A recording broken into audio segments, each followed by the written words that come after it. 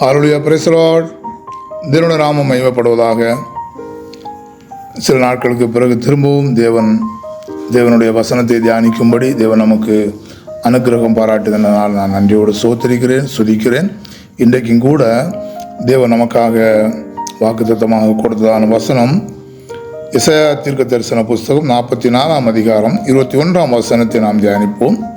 எசாயா தீர்க்கதரிசன புஸ்தகம் 44 அதிகாரம் 21. எசாயா 44 verse 21. யாக்கோபே, இஸ்ரவேலே, இவைகளை நினை, நீ என் தாசன், நான் உன்னை உருவாக்கினேன்.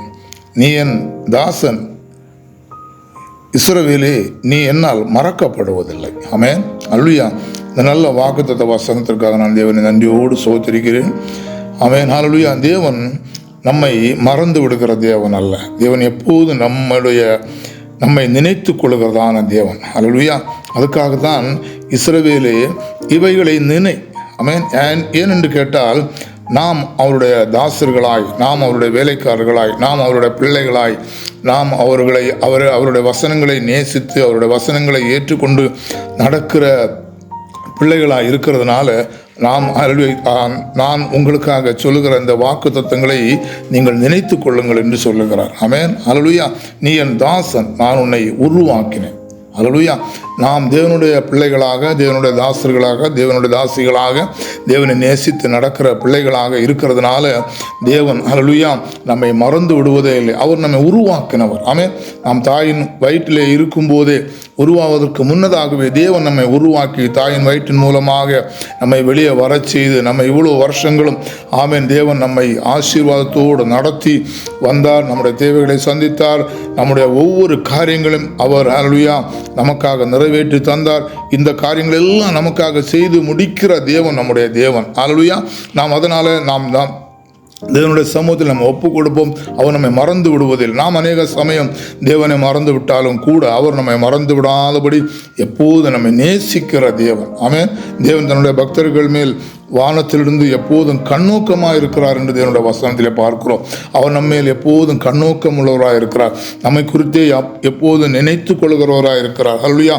அவர் நமக்காக சகல காரியங்களையும் செய்து முடிக்க வல்ல தேவனாய் இருக்கிறார். ஆமென். அவருடைய கரங்களை நம்ம ஒப்பு கொடுப்போம். ஆமென், அல்லேலூயா.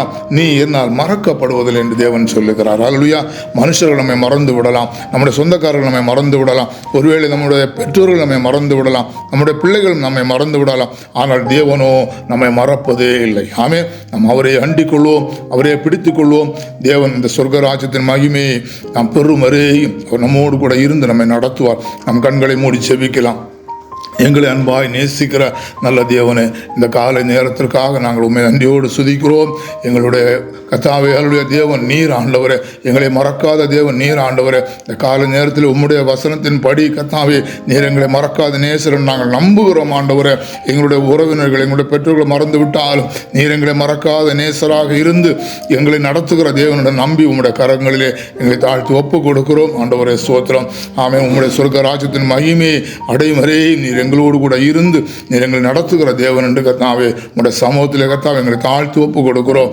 பெரிய காரியங்களை செய்யும், அசாத்தியங்களை சாத்தியமாக்குற தேவனுடைய கரங்களிலே எங்களை ஒப்பு கொடுக்கிறோம். இயேசுவின் நாமத்தில் ஜெபங்களும் நல்ல பிதாவே. ஆமென். அல்லேலூயா. Praise the lord. தேவன் உங்களை ஒவ்வொருவரையும் ஆசீர்வதிப்பாராக. ஆமென், ஆமென், ஆமென்.